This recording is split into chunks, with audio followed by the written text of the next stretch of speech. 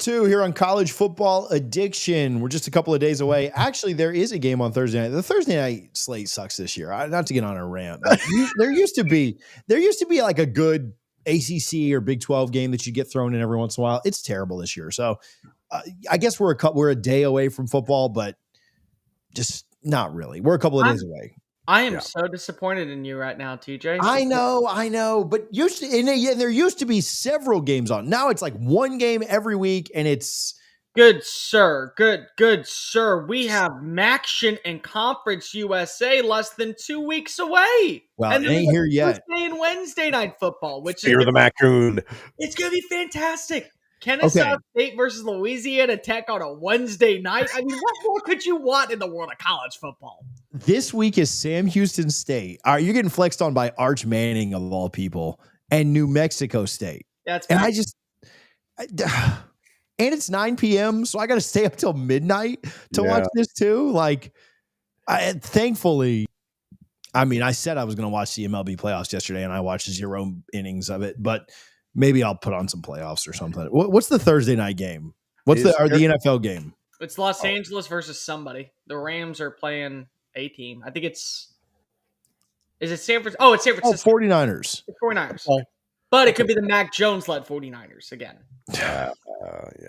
We still don't know what's going to happen with Brock Purdy and Ricky Pearsall and Jawan Jennings and all the former SEC players where it just means more are not going to be showing up on Thursday. It just means less on a Thursday. It just means less on a Thursday night in a short week. Watch Kirk Herbstreit phone it in on a Thursday, get paid several $1 million, hop on a private jet. Oh, we weep for you and your golden retriever. Then him go to Tallahassee and get bagged on for 3 hours. Tuscaloosa first. Oh, Tuscaloosa, excuse me. He's avoiding getting bagged on by to Tallahassee. Gotcha. What did Pete do in all this stuff? He loves the golden retriever in. Well, there was Ben. We all remember Ben. Rest in peace. I love dogs. I'm a dog lover myself. But it's very clear Kirk Herbstreit is using the dogs for positive PR, right? Like, we're very well aware of what his game is at this point. He stepped in it with Florida State years ago. He got butthurt by sons run by social media. Give me a break. He's just a stone cold liar. And then he goes on there. Let's not forget, this guy threw 6 touchdowns and had 4 interceptions the 1 year he was a mediocre starter at Ohio State. Okay? I'm on him. I'm in one today. I'm on one. Come on, tell us how you really feel right now, buddy. Let's just admit that he wasn't a good quarterback even at the college level and didn't do anything in the NFL. But we're all listening to him here on a Thursday night. Phone it in with Al Michaels. The two can't stand each other clearly, and then he has the audacity to post on social media.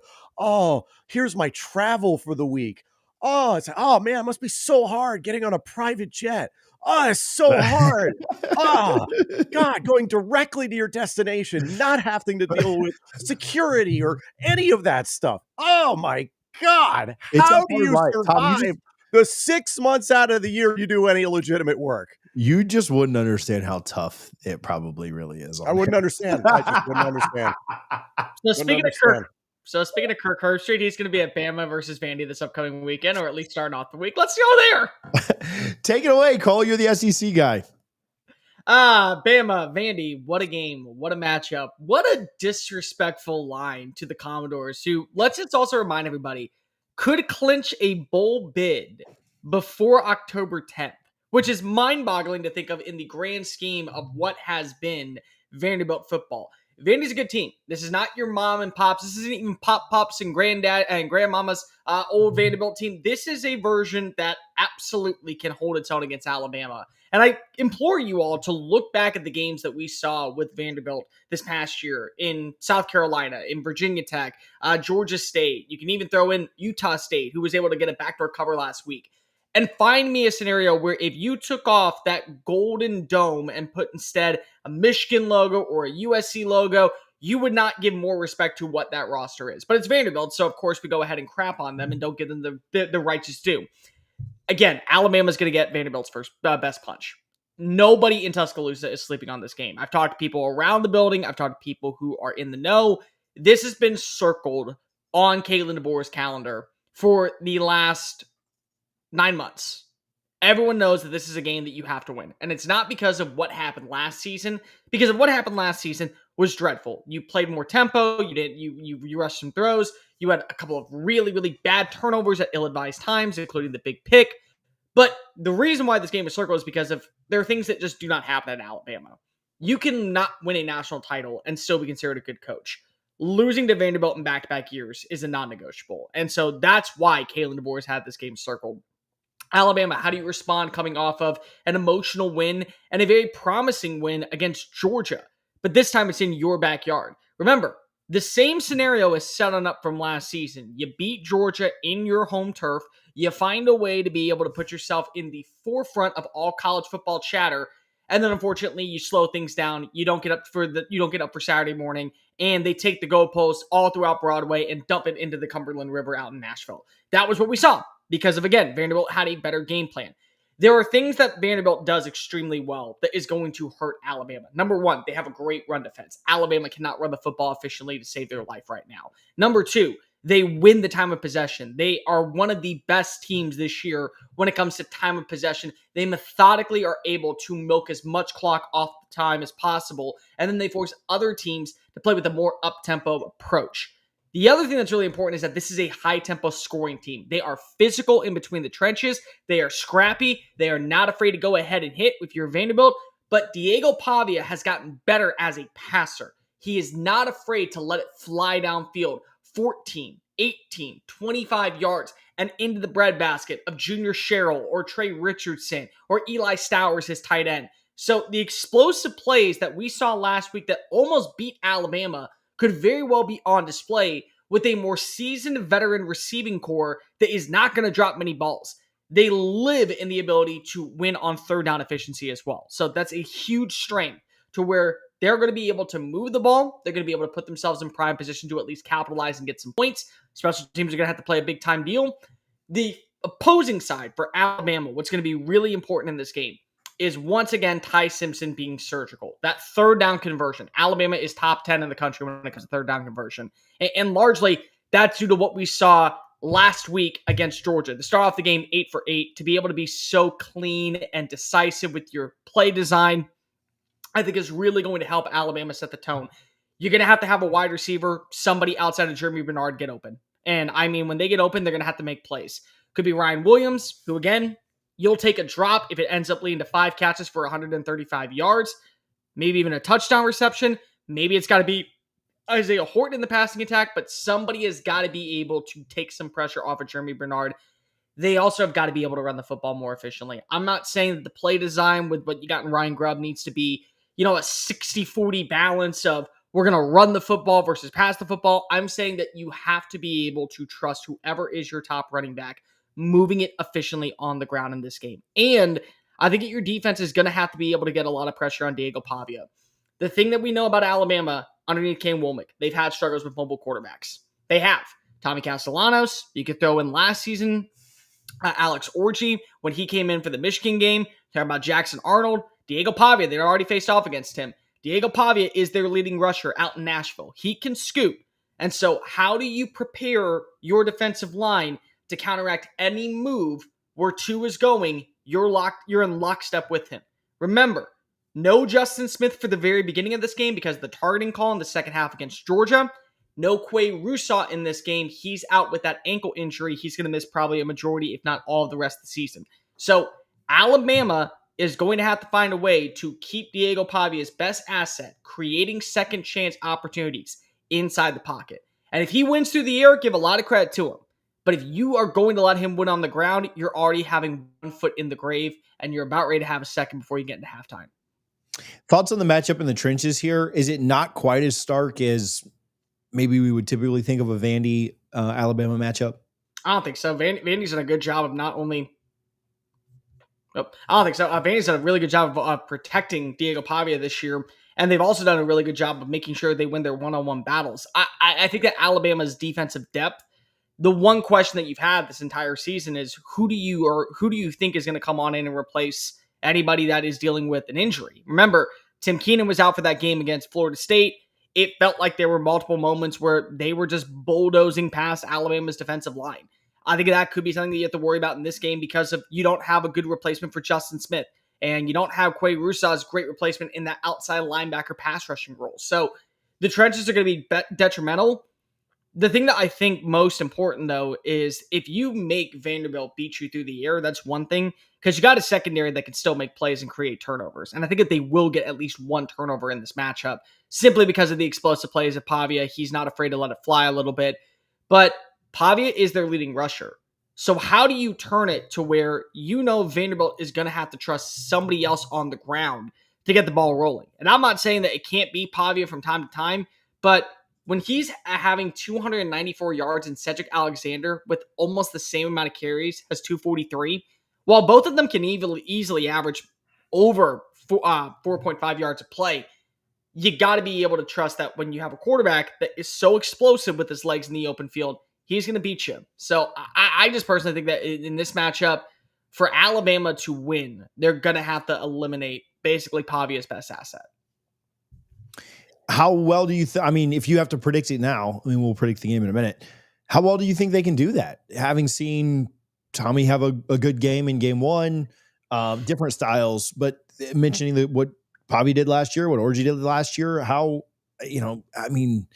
we give Alabama a lot of slack too for the last 10 years. Oh, when they face a mobile quarterback, like every other team in the FBS doesn't struggle when you face a mobile quarterback. Like it's just an added element. Yeah, I'd much rather a guy just be, Peyton Manning at the end of his career back there. Maybe not with the arm talent, but with the feet, right?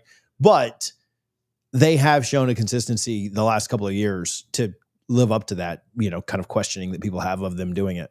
Can you do what you did against Georgia? Basically make Gunnar Stockton immobile. Gunnar had that big 21-yard run, and it got him into field goal range, and they were able to capitalize with points on that.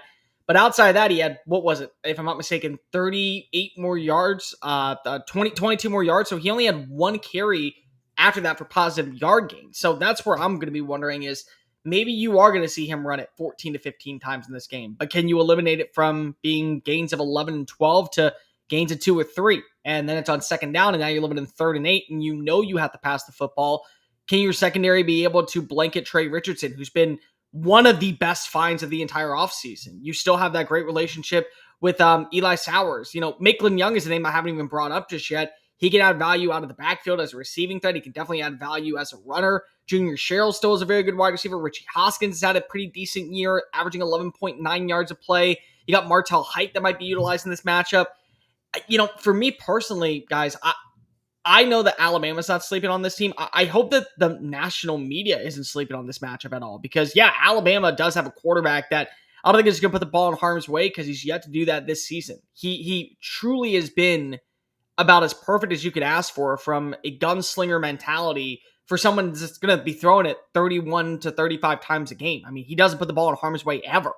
But at the same time, I ask you, if you just switched out the brand and you said it was USC and you said it was Illinois or you said it was Nebraska, even for that matter, with how well this offense is, they're top 10 in scoring. They're top 15 in total offense. They're top 20 in passing. This is a team that is scrappy, physical, but more specifically, not afraid to go explode down the field. If you gave them a different logo, would we not have a spread that's closer to probably 4.5 or 5, like what we're seeing currently down in Coral Gables? Down in Doak Campbell Stadium with Miami and Florida State. That's just where my brain goes to. So I truly do think that there is an opportunity for Vanderbilt to win this game outright. And if they do, all bets are off on where we go moving forward for Vanderbilt. Diego Pavia has to be, in my opinion, the favorite to win the Heisman. And they should be considered a team, depending on how their schedule bodes out over the next 4 games. They could be in the hunt for the college football playoff. And I don't think it's that far-fetched to say that they may even be considered a favorite to go to the postseason.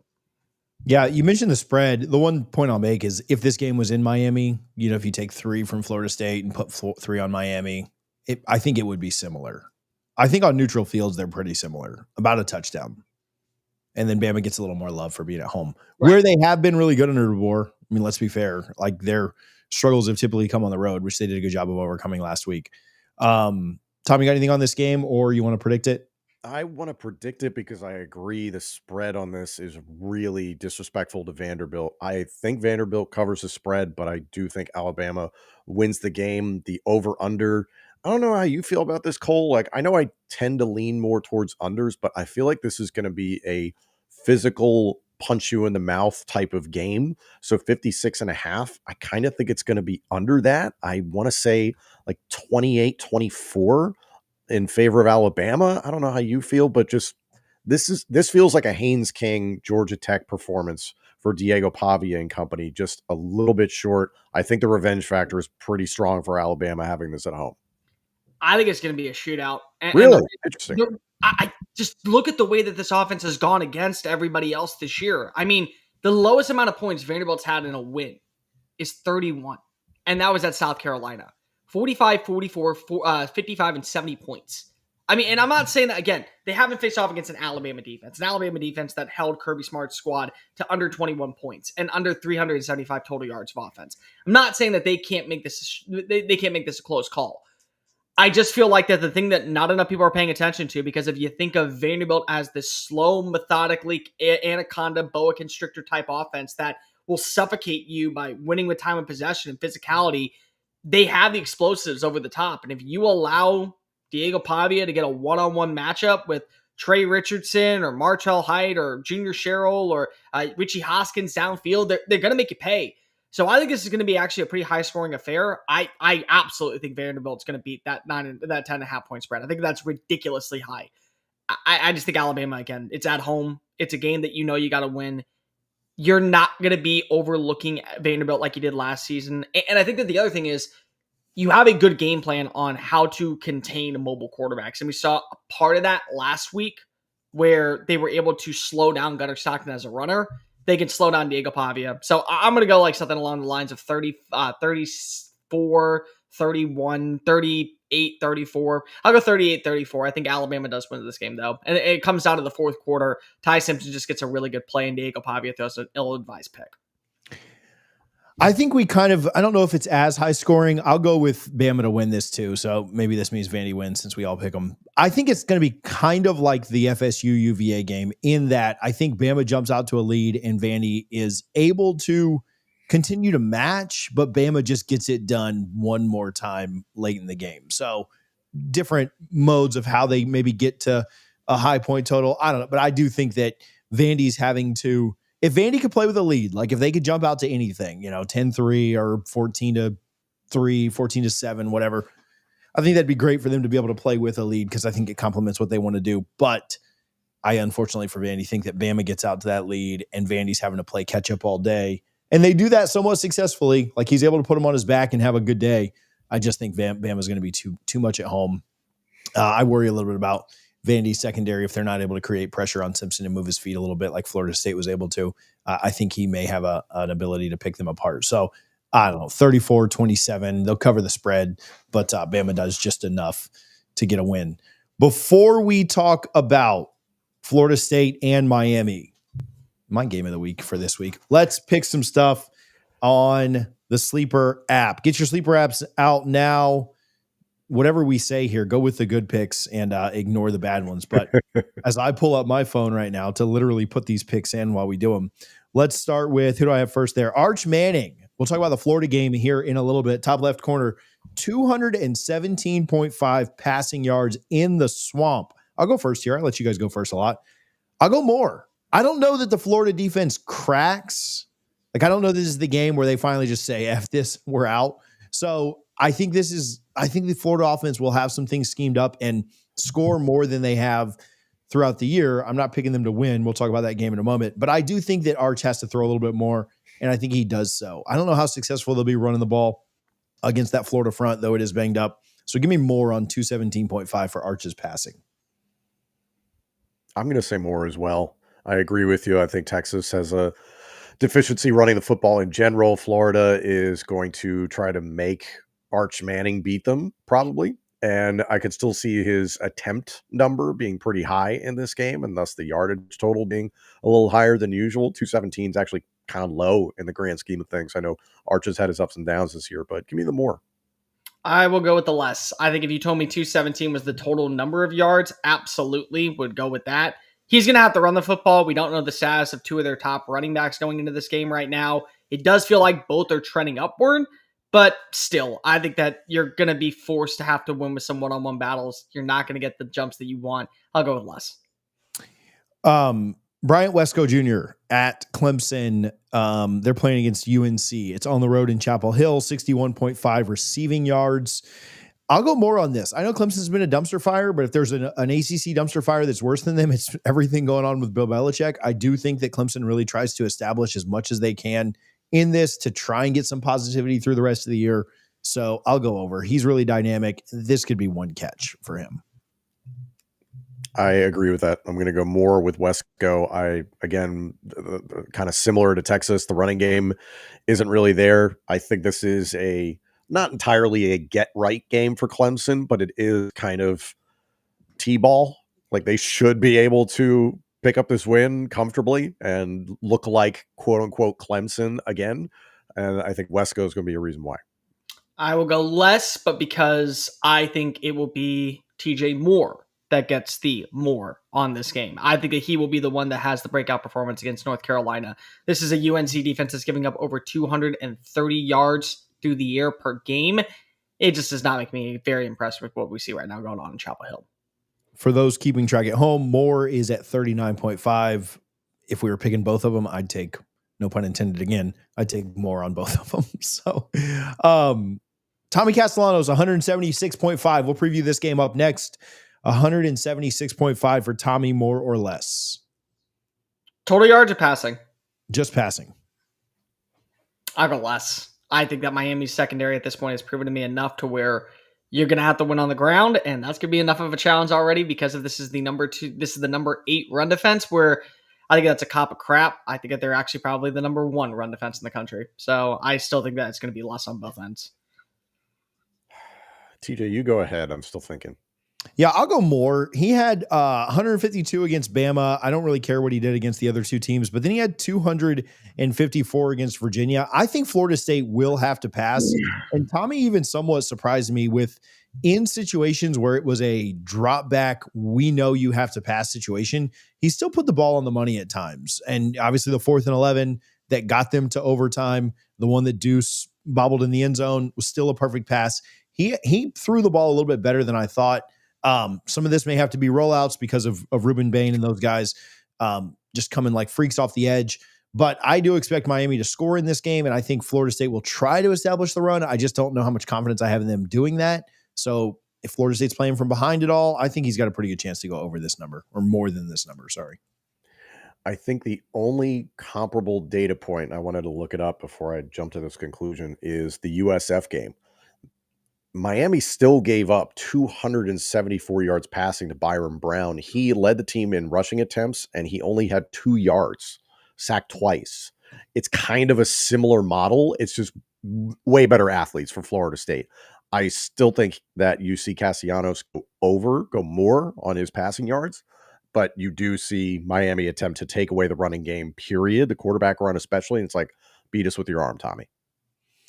Mark Fletcher, same game, 82.5 rushing yards. I'll go first on this one. I'm going to go less, and not because I don't believe in Fletcher or not because I don't believe in their rushing attack. I just think they have a ton of weapons. I think Florida State adjusts from last week, tries to limit the run as much as they can. Miami will spread the ball around a little bit there in the backfield, and I think they're going to try to make Beck beat them, which he very well may do. But I think that'll lean a little bit more towards the passing game this year, though rushing is what Miami wants to do. When I kind of factor in the fact that I think Florida State tries their best to take that away and Miami spreads the ball around a little bit, 82.5 is a big number. So I'll go less there. Less for literally the exact same reasons that TJ said. I think if you're going to win this football game for Miami, you're going to win through the air, not on the ground. Less as well. Let's go to DJ Lagway. We'll stay on this page for one more. 191.5 passing yards. I'll go first. I go less. I just don't see a scenario where, even though you are getting back a healthy Dallas Wilson, who, again, I think could be a big-time difference in this matchup. Now you get him and Vernell Brown going up against each other with Grayson Littleton on the opposing side. I just feel like that you're going to have one of those throws that you're right on that line, and it leads to an interception. I trust Texas defensive backfield a little bit more than I trust DJ Lagway passing. I think it's more, but again, it's out of necessity because that's been the problem for Florida all year long is they have forced DJ Lagway to drop back and throw an ungodly amount of times. His attempt number is going to be up. The yardage total will be up, probably out of necessity, not because of success. So give me more for Lagway. Diego Pavia going to the next one, 202.5 passing yards against Alabama. I will say less. I'd be very curious to hear what his rushing total is. And I feel like those two numbers will kind of be close to each other by the end of the game, but I'm going to say less in this one. You go first, TJ. I'm still thinking. Yeah, I mean, if they're going to have any chance of winning, it's going to be combining his arm and legs. So I'll go less here. They are explosive, so it's going to piss me off when there's a 70-yard completion in the first quarter. Alabama just gets beat deep. But I'll lean less here on Pavia's passing. Sorry, go ahead, T. It's 175. No, 202.5. So he's hit over 200 passing yards in 3 out of his 5 games. He's hit 193 once, and he's hit 177 once. Both times that he hit under 200 were against Power 4 teams. I will go less, but I don't feel confident saying less. I feel like it's going to be right in that line of 202 to 209, 213. Like, that's going to be where we see Diego Pavia. I think his total yardage is probably over 300 by the end of the day, but it's just that weird balance between passing and run. Yeah. Jeremiah Smith, an anytime touchdown. So 0.5, more or less, against Minnesota, Saturday night at 7:30 at home. Oh, God, yes. Just yes.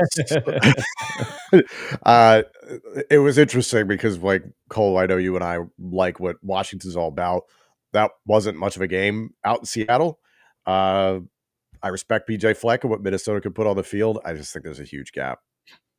I will go no, just to be controversial, and say this will be like the Brandon Davis game. This will be like the Carnell Tate game. That will be it. They will score the touchdowns, and Julian Sam won't even look at 4. Give me Max Clare, baby. Yeah. We'll do something weird like that. Like everyone else, everyone besides Jeremiah Smith will get a touchdown in this game. Right. Here we go.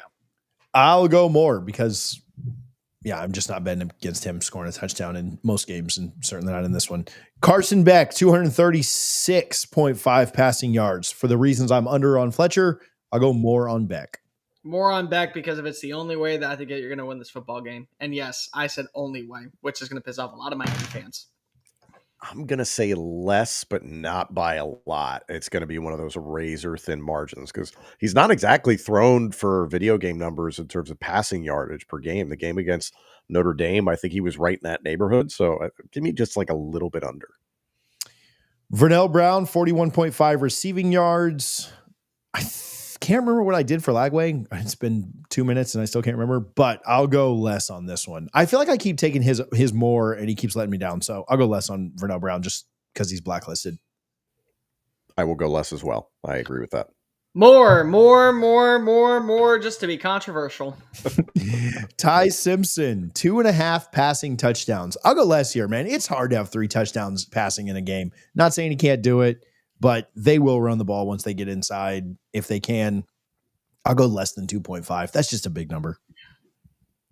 I agree. Less. I could see him having 2, but 3, you're asking a lot. Yeah. Ask for a lot. It's give me the more. I'm going to take the more. I'll say 3 touchdowns. And Jeremy Bernard, 58.5 receiving yards. I will go more here. I'll say he gets over that. Yeah, I think that's safe. More. Yeah. More. Wide receiver 1 does wide receiver 1 things. Like I told you, he was going to be all off season. He has been their best wide receiver so far this year. Yeah, that's not even a very high number. I think Jeremiah Smith, I don't know what Jeremiah Smith's is. I'm sorry. I don't know what Ryan Williams is. I'd assume, actually, I'll just look it up while we're sitting here.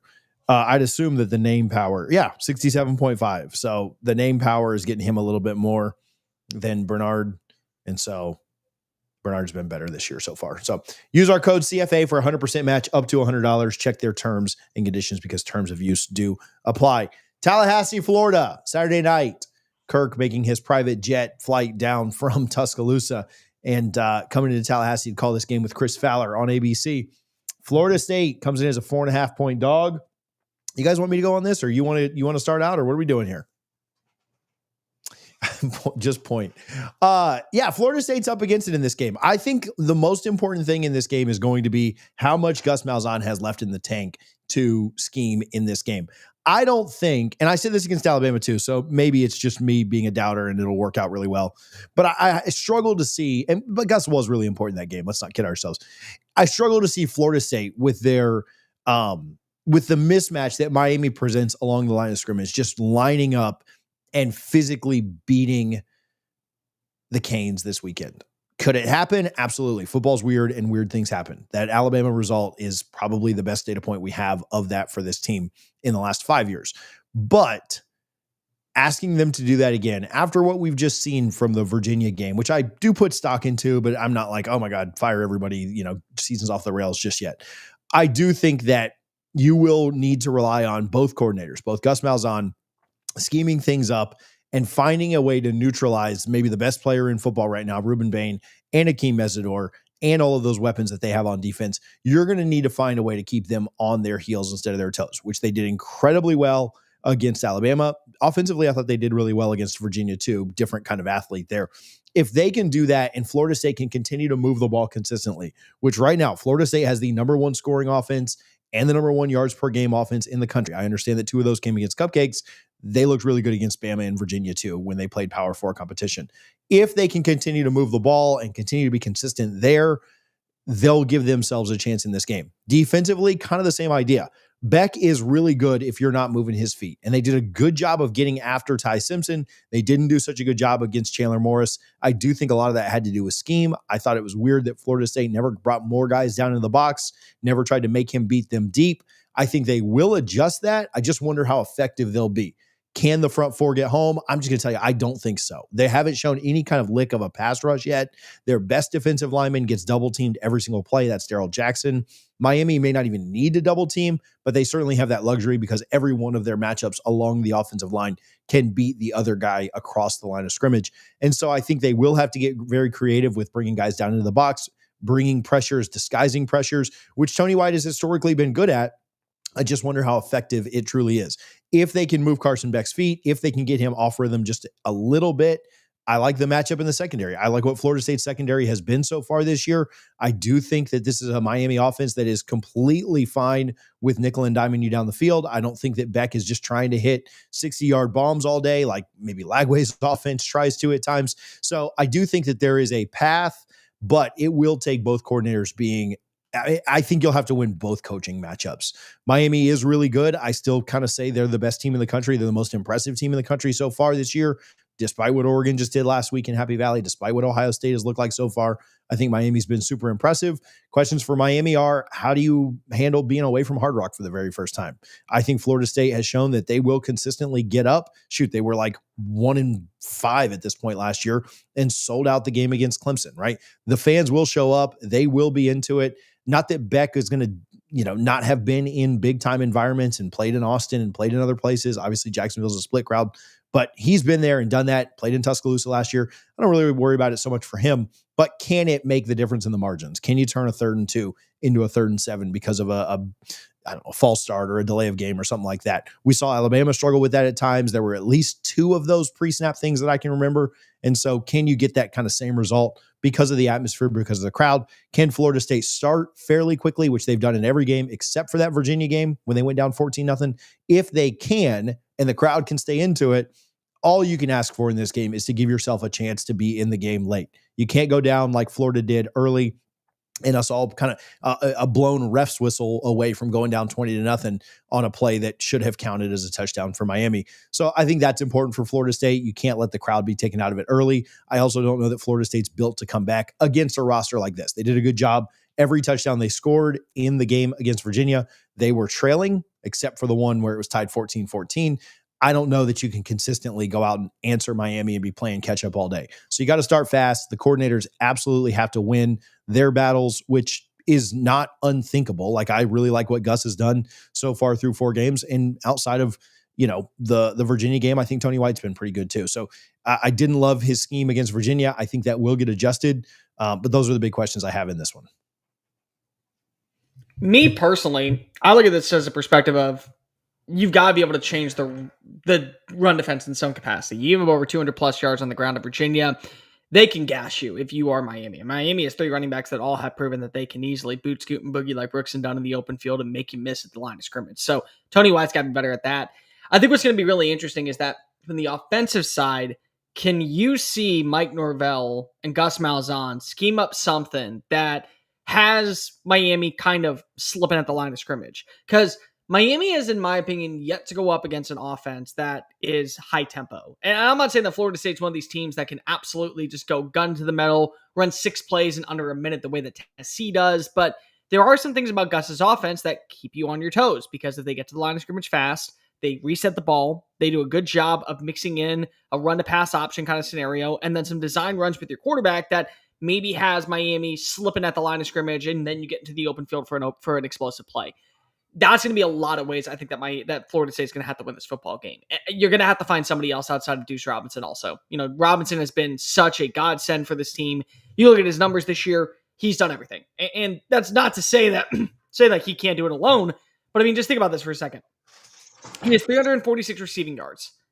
Everyone else behind him has fewer receiving yards combined than what Deuce Robinson is. So it could be LaWayne McCoy, it could be Jalen Lucas, it could be Gavin Sawchuk, it could be Squirrel White if he's fully healthy. Whoever it is, somebody has got to be able to step on up and be that secondary element if you are Florida State. And then from Miami's perspective, in my opinion, Carson Beck, you get your open shot. Do you let it fly? Again, this is a guy that has 3 interceptions through the first 3 games, through the first 3.5 weeks of the season.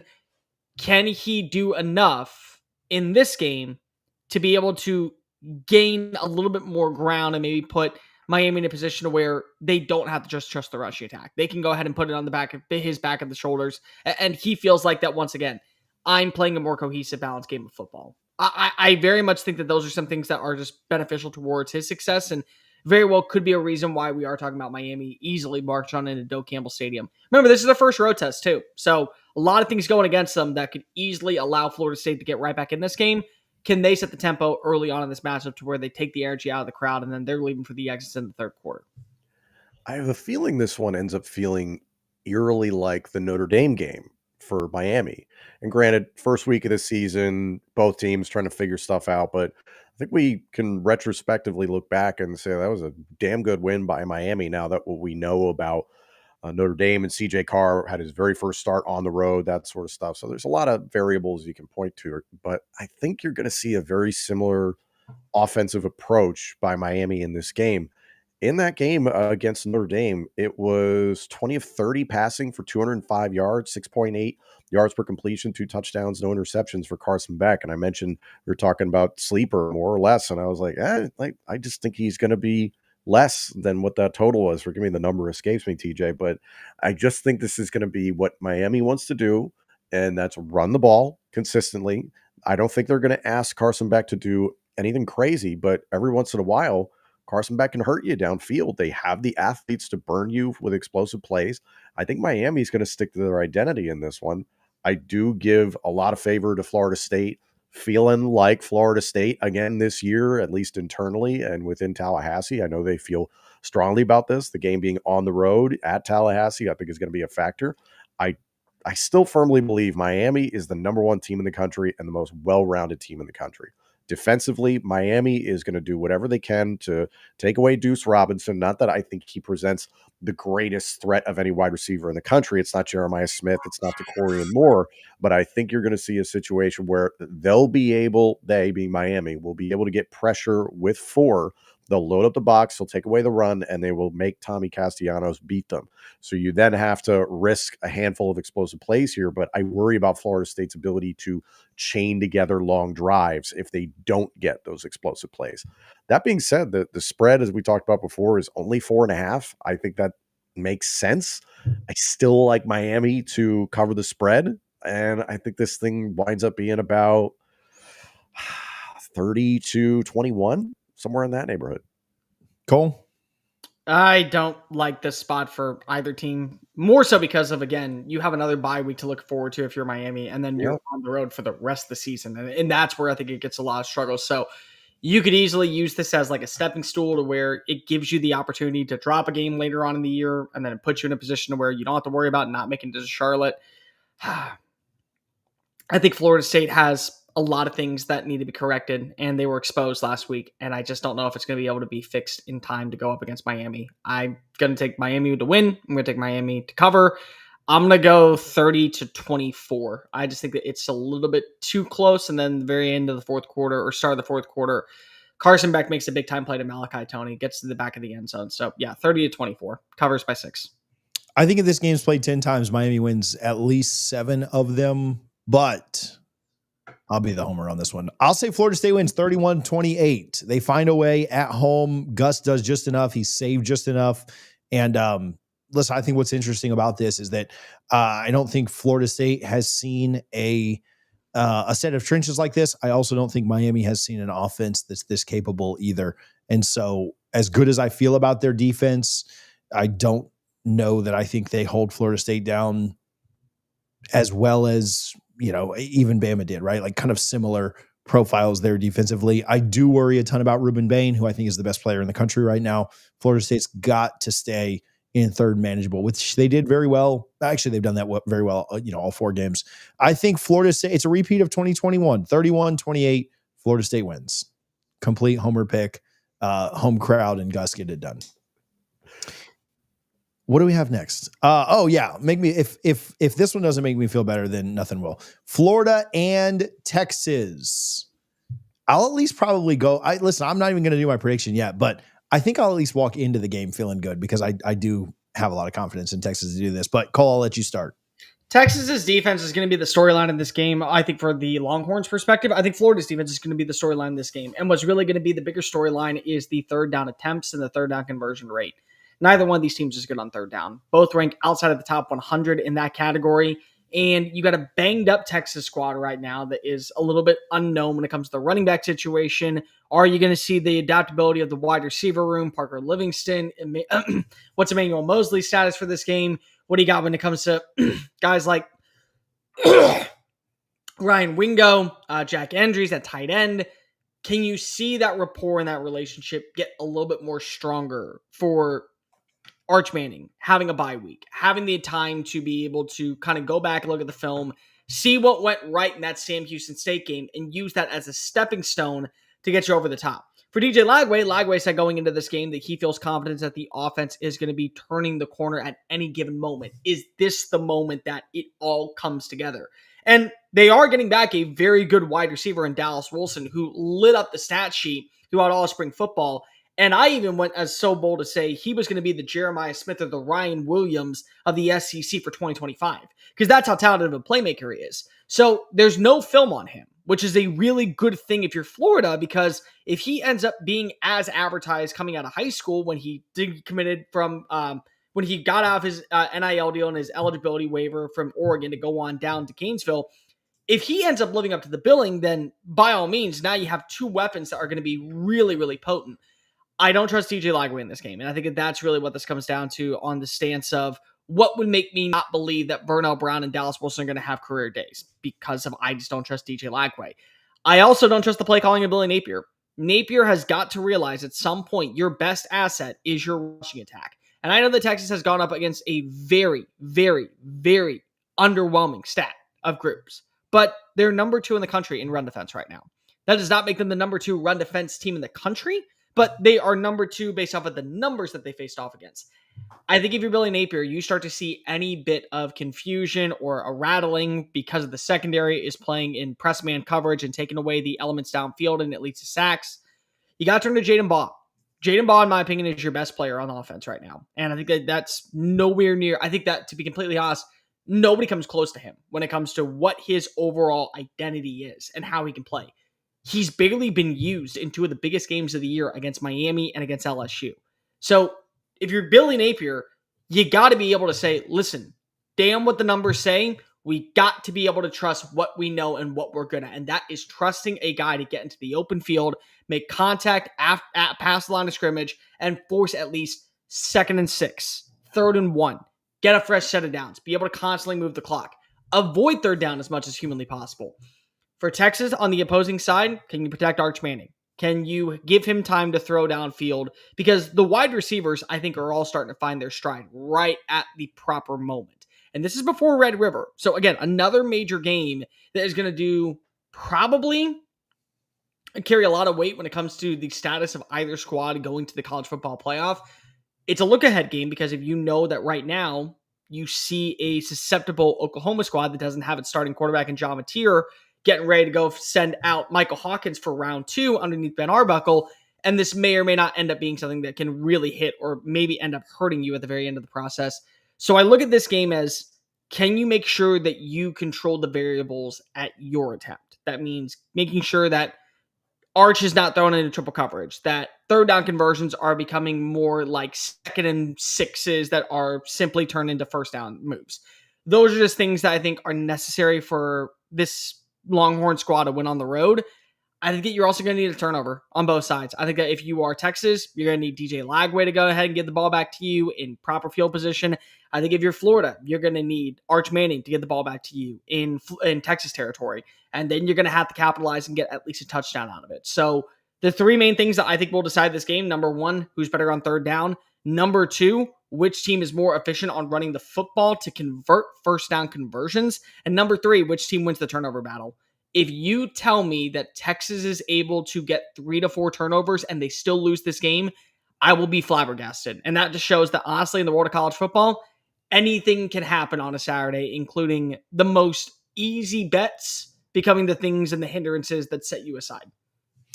Yeah, I just have a little more confidence. I know that he's not been super sharp either, but when I think about this, I have more confidence in Arch over DJ. I have more confidence in Sark over Napier, and I have more confidence in Texas's defensive and offensive lines over UF's. A lot would have to go right for Florida in this game that would buck what they've done so far this year. Maybe the bye week was enough to figure that stuff out, but Texas had a bye week too, a bye week that they still feel pretty good and have a lot of hope. I don't think this is the game where Florida's defense just completely craters and says, like, dude, we're throwing our hands up and not doing this anymore because our offense can't do anything.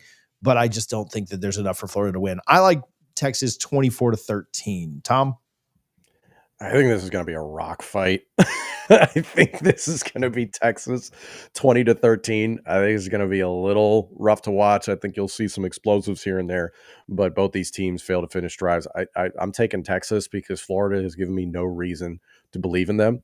And then, not that I have any money on it anywhere, but I've been saying for weeks now, October 5th is when Billy Napier gets fired. And I would like to be right because I just like being right. I don't want anybody to lose their job, but I'd like to be right. I'm just saying. I don't think he gets fired because of why would you do it after this game when you could have done it before this game with the bye week coming on up and now knowing that more jobs are opening in college football. So I'll push back on that one, but I'm not going to push back and say Texas loses this game. Texas wins. I think Texas covers at the 6.5 spread. I'm going to go a little bit bigger of a line. I think that you will see a bit more of Texas' offense gets that next jolt. I think you'll see Florida get an anytime touchdown from Dallas Wilson because there's no film on him. So I'm going to go 31-21 in this matchup. I think that Texas does find a way to be able to get a plus 10-point victory.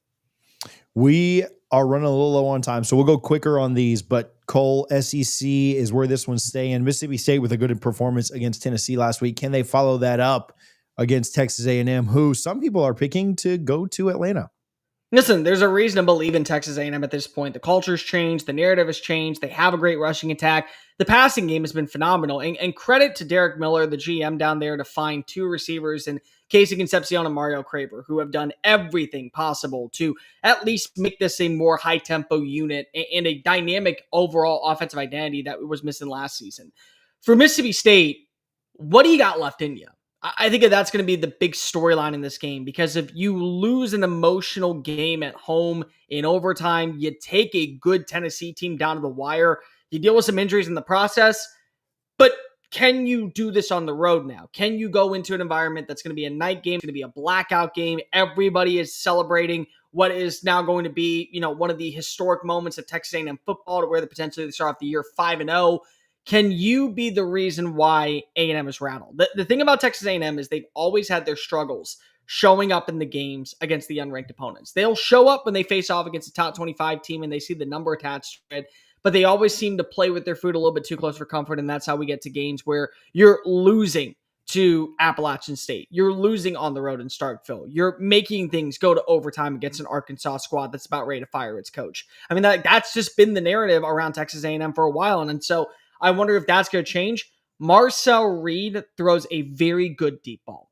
he also throws a very interceptable ball. So in my opinion, you're going to have to create a turnover if you are Mississippi State. And then the thing that really benefited last week for them against Tennessee was they capitalized and they scored touchdowns on the 2 turnovers by Joey Aguilar. So again, same game plan. You're going to have to get points out of it. You can't just get the interception and then punt it back to Texas A&M, because then it's a wash of a drive. You got to be able to at least walk away with 3. If you're Mississippi State, run the football. You got to be able to trust that you can get yards after contact, whether that be with Blake Shapen, whether that be with Fluff Bothwell, Davin Booth. Maybe you're going to get Kamario Taylor, the freshman phenom that you want to utilize a little bit more. Maybe he can get involved in the rushing attack. Just be able to throw Texas A&M off guard. I think the thing that's really going to make or break this game are the explosive plays. Texas A&M, we saw last week them take away Cam Coleman, take away Eric Singleton, Perry Thompson, Malcolm Simmons, all these great wide receivers. And the wide receivers aren't elite down in Starkville, to say the least. Here's what they are. They're fast. They can win off the line of scrimmage. They're explosive. They will beat you over the top, and they fit a Jeff Levy system. So if you gave up almost 300 total yards through the air against Notre Dame, you had your fair share of struggles of stopping the run against UTSA and Utah State at times, there's a reason why I think Mississippi State can march on in here and at least make this a 4-quarter battle, if not win the game outright. And that spread is absolutely ludicrous at 14.5. I understand it's a night game. I understand that you have some injuries on Mississippi State's side, but still, they pushed Tennessee, one of the best pass-happy teams and one of the most dynamic scoring offenses in the country, to overtime. And now we're just going to say that they're a 2-touchdown dog against Texas A&M. One of the best bets of the week, in my opinion, is taking Mississippi State at plus 14.5. I'll predict this one just because we're short on time. I'll go 31-21 A&M. I do think that they win. I think Mississippi State covers. The A&M, just watching them this year has been refreshing to see them be a little bit better. I'd love to see an upset here, but I just don't think that Mississippi State has enough. Tom? Mississippi State covers by half a point. I'm going to take it 35-21 in favor of Texas A&M. I don't know. I've seen this story before, and it's kind of what my opinion is going to be when we get to Virginia versus Louisville. Whenever you see these situations where somebody bows up for a big emotional game the week before, whether it's a win or a loss, kind of like what Mississippi State dealt with, it's tough to rebound and do that back-to-back weeks against teams that are better than you. So I like Texas A&M in this one. 38-34. Mississippi State goes on in and they get the upset win at Kyle Field. Wow. I think that this is one of those games to where for Texas A&M, the thing that I've always said is that I will believe it when I see it. When I finally see that things have completely changed culture-wise, narrative-wise, I will absolutely give you your credit where credit's due. I still haven't seen it enough to believe it just yet. They're going to drop a game that they shouldn't. I thought maybe last week it could have happened. I'm glad it didn't happen, because that would have just been a piss poor execution when you have so many more yards, so many more third down conversions, and yet Auburn wins. I think that you play with your food a little bit for too long, and then the waiter just decides to go ahead and throw it back in your face. 38-34 Mississippi State over Texas A&M. Cole, you can keep it. Let's talk Texas Tech Houston real quick. Houston, to me right now, has been such a good defensive team that they could at least make this, I think, a 4-quarter battle. What was really interesting is you go back to that Friday night game out in Reser Stadium. They needed a 4th-quarter surge from some of their big-time stars, Stephon Johnson, Tanner Koizil, Amari Thomas, Connor Wigman, to be able to get back in this game. They were very limited in the rushing attack on the ground. And so that's something that I think is going to be really, really detrimental towards this Houston team. They cannot afford a slow start, because Texas Tech, one of the highest scoring offenses, they will get after you. They will put you in a position to where they could easily take a 21-0 lead, and they won't give up the lead. So that's something that I think is going to be detrimental for the University of Houston to be able to get a good start. Baron Morton's status right now is that he is expected to play. Here's my question. What's the leash on him? Because Will Hammond came on in against Utah, and you notice a night and day difference in the offensive personnel. Hammond looked phenomenal. 369, over 300 passing yards, 4 touchdowns on the day. My bad. Let me phrase that. Strike that, reverse it. 2 touchdowns on the day, over 169 passing yards, 13-16 passing. Had a really, really good overall performance in this matchup. And he did a good job of building a rapport with the wide receivers, which I still feel like has been missing at times when it comes to Texas Tech underneath Baron Morton. Reggie Virgil had a good day. Jacoby Williams had a good day. Caleb Douglas is starting to kind of show on out. they got weapons that can easily beat you. I think the explosive plays downfield is what's really going to hinder Houston's success. Houston's been a surprising team this year. I think Houston deserves to be considered, if with a win, maybe the sleeper in the Big 12 underneath Willie Fritz. And Willie Fritz is a good culture builder. I just don't know if it's enough to get the job done in this game. It's going to be in Houston. They're going to be wearing the H-Town blue logo. It's a great jersey. I wish they could make it permanent, but they won't. Unfortunately, they may have to retire it because I think that Texas Tech is just the far superior team. And for many of us, it'll be the first time that we actually watch Tech on the national television stage.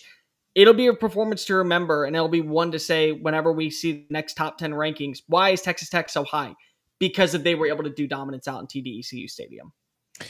Shame on people if they didn't watch that Texas Tech Utah game, and if Cole's right that this is the first time that you've watched them. Yeah, I just think their offense is too much. I got a lot of respect for Houston defensively, especially. I just don't know that it's going to be enough, so I will roll with Texas Tech here. I think they hold them down a little bit. Give me like 29. I know that's weird, to 21. I don't have that much respect for Houston's defense. They blanked Stephen F. Austin. They gave up 9 to Rice. They beat Colorado 36-20, who were starting their third string quarterback. And then at Oregon State, they barely escaped 27-24. Baron Morton being back for this, I think, is a boost for Texas Tech. But Will Hammond, no matter who's playing quarterback, give me Texas Tech. Let me look at the score here for a second. What is it? 10.5? 51.5? I don't know, man. Give me 38-21 Texas Tech. I'm going to go even bigger. I think Texas Tech wins. I think Texas Tech wins. Right? Like, I understand the respect for what Houston is, but like, who have they done it against? I think with Houston, it's going to be something along the lines of 42-20. I just have this gut intuition that you're going to see both Baron Morton and Will Hammond playing this game. And I think what's going to be the bigger storyline is, do we ride with Hammond or do we ride with Morton, depending on what they both look like as the starting quarterback for the rest of the season? Because Tech at this point, top 10 team, as long as they don't find a way to mess it up against Kansas, Arizona State, Kansas State, BYU, UCF, West Virginia, even Oklahoma State for that matter, if they don't find a way to mess it up during that stretch, they're going to Arlington. And this might be the team that we're talking about as we got to look from the outside in on adding in a second Big 12 team for the college football playoff. Let's say they lose, but they stay undefeated throughout the regular season, and Arizona State gets to pull the wool over their eyes and they get the second win. What if then you have to put 2 Big 12 teams in? I think that's kind of where you are. You don't have a slip-up matchup like this. It gives you that advantage. I think if they win, I'm going to go 42-20. Lastly, Virginia and Louisville. Virginia coming off of a massive win against Florida State last Friday night. Tom talked about this. Can you get up to go on the road and play Louisville after the emotions and everything that came with that? I do like Tony Elliott a lot. I like Jeff Brom a lot too. I think the coaching matchup in this is very interesting. What did Louisville learn from Florida State's kind of deficiencies on defense? Will Louisville be able to score as much against one of the top 10 offenses in the country to this point this year? Does Virginia struggle not playing in that home environment? All questions that I have for this one. Cole, you got anything here before we can get into this a little deeper? How do you continue this pathway if you are Virginia? How do you cut down the turnovers if you are Chandler Morris? Because that was an area to where, again, this game didn't have to go to double overtime if you don't throw those 2 interceptions to then respond when you were up 14-0. You know, if you can do that, that's something that I think is going to be very beneficial for Virginia in this matchup, especially now sitting at 4-1, looking to gain a little bit more respect and put themselves higher in the rankings for a college football playoff bid. And especially what we know about where this Louisville team is. They had their fair share of struggles last week against Pitt, had to fight all the way back. It was a 4-quarter battle. What is this offense going to look like now with Miller Moss going into another game? Is he going to have a bad turnover? What's the combination of Duke Watson and Isaac Brown? I mean, these are 2 guys that, again, you got to remember, they run the football efficiently. Both see the same amount of carries. They're a good complementary piece. It does feel like that right now. Again, you got to trust Isaac Brown. For me personally, I think that Brown needs to kind of step on up and prove that he is, in my opinion, the most slept-on running back in the country. We're kind of forgetting about him and what he did last season as a freshman. Can he do so again in this matchup?